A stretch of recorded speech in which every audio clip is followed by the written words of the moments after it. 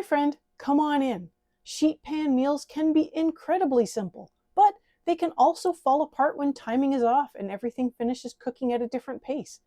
Today, I am showing you a repeatable sheet pan formula so you can confidently mix and match ingredients, time everything correctly, and get a complete meal without guesswork.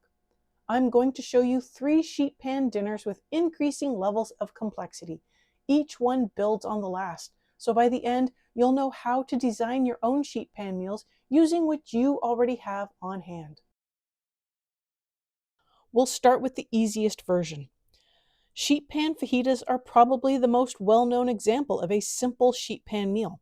Everything goes in together, everything comes out together. This cabbage and sausage sheet pan works the same way, but it leans into vegetables that love high heat. I'm starting with a small head of cabbage. Cut it in half, remove the core, and then cut it into thick wedges or wide ribbons.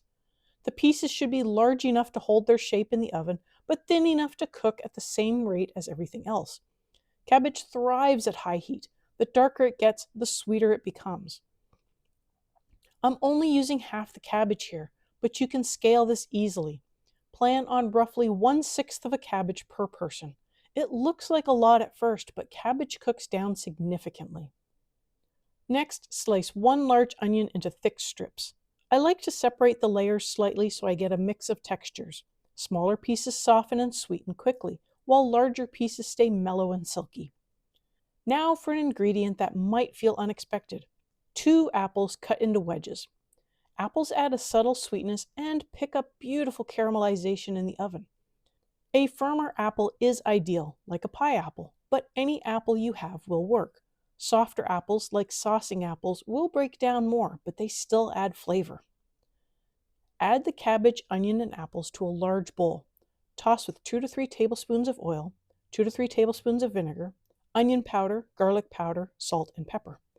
The oil helps with browning, and the vinegar balances the natural sweetness that develops as everything roasts. Slice about 12 ounces of rope sausage into half moons. More cut surface means more browning and more flavor.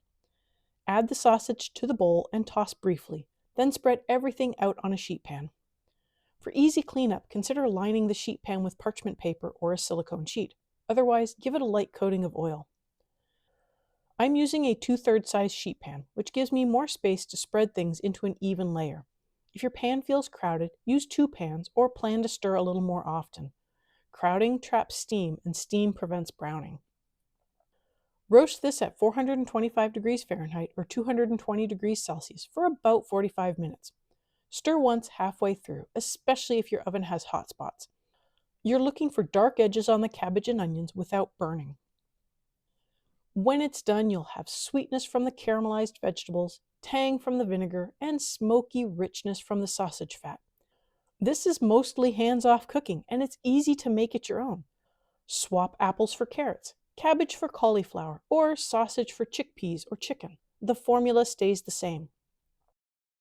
The second sheet pan adds one more variable: moisture. Start by roughly chopping 1 bell pepper and 1 onion. I'm using a red pepper for its mild sweetness, but use whatever you have. Add those to a bowl along with a container of cherry tomatoes and 1 rinsed can of chickpeas. Season with salt and pepper and toss with 2 to 3 tablespoons of oil. I'm using garlic-infused oil here for my garlic confit, but plain oil works just fine.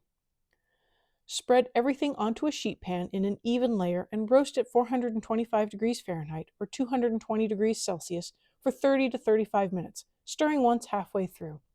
You want the tomatoes to burst and release their juices while the vegetables pick up roasted spots. Remove the pan from the oven and add about 8 to 12 ounces of fresh filled pasta, like tortellini. Fresh pasta is important here because it cooks quickly. If you're using shelf-stable pasta, cook it until just shy of done before adding it. Stir everything together so the pasta is well coated. If the pan looks dry, add a splash of water to help distribute moisture. Return it to the oven for about 12 minutes, stirring halfway through. Pasta dries out easily, so coating and stirring are key. This version works because the tomatoes provide enough liquid to finish cooking the pasta. If you swap to drier vegetables or different tomatoes, you'll need to compensate with extra moisture. Change this up with different spices, different beans, different filled pastas, or even fresh gnocchi. The principle stays the same. When it's done, you'll have tender cooked pasta that soaked up the flavored juice from the seasoned roasted tomatoes, along with sweet roasted bell pepper and slightly crispy chickpeas. The final sheet pan requires planning because the components cook at different speeds. I'm using skin-on boneless chicken thighs, which cook faster than bone-in. I like to debone chicken before freezing it so I can save the bones for stock. But this changes timing. I'll show you what I'm doing and how to adjust for what you have. Start this meal about an hour before you plan to eat. To align the timing, I'm using smashed potatoes instead of wedges. Plan on 1 small to medium potato per person and 1 to 1.5 chicken thighs per person. Wash the potatoes, poke them with a fork, and microwave for 5 to 7 minutes until tender. Place them on a lined sheet pan and press them flat with the bottom of a glass or small pot. If they resist, they needed more time. Drizzle with oil or butter and season with onion soup mix and pepper. Onion soup mix is super easy to make. I'll have a link in the cards for you if you need it. Roast the potatoes at 425 degrees Fahrenheit or 220 degrees Celsius for about 15 minutes. Smashed potatoes are craggy, which means more surface area and better crisping. While they cook, pat the chicken skin dry. Dry skin renders fat and crisps better than wet skin. After 15 minutes, remove the pan and nestle the chicken between the potatoes. Spread everything out so the rendered chicken fat can coat the pan. Chicken fat, or schmaltz, adds incredible flavor to vegetables. Season with onion soup mix. Return the pan to the oven for 12 to 15 minutes. Just before that time is up, toss 1 to 2 bags of frozen broccoli with oil and a little seasoning. Remove the pan and scatter the broccoli around everything, keeping it in a single layer. Return to the oven for another 12 to 15 minutes until the chicken is cooked through and the broccoli has some browning. Timing comes down to understanding your ingredients.